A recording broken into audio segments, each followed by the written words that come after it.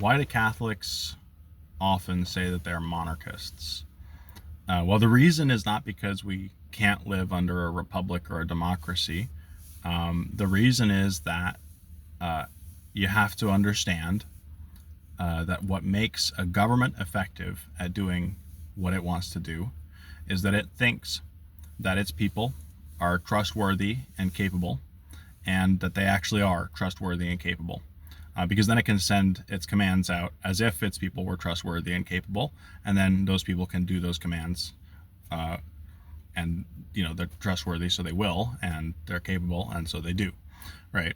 But then on the flip side of this, the only way that the government achieves the goals of the people is if the government officials are trustworthy and capable.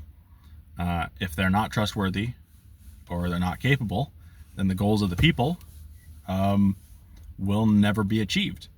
And so, capability is one thing. We'll put that to the side to aside for a second. But trustworthiness, that's not something that we talk about in democracies and republics very often. What we talk about is like hedging against the untrustworthiness of our officials. Do we need to hedge against the untrustworthiness of our officials? Yes, of course we do. But the less so we have to do that, like the more effective everything is. Do we have to do that though? Yes, because we're in a fallen world and things don't work correctly. But it's to the detriment of the effectiveness of our government that we have to do that.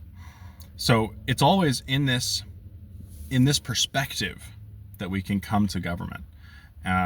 This perspective where it's actually the trust capacity between the governed and the governor that defines the effectiveness of the government actually existing, to the point where if that trust goes away entirely, then there's no benefit to having government. It's all a detriment at that point. So insofar as a government is good, it is monarchical.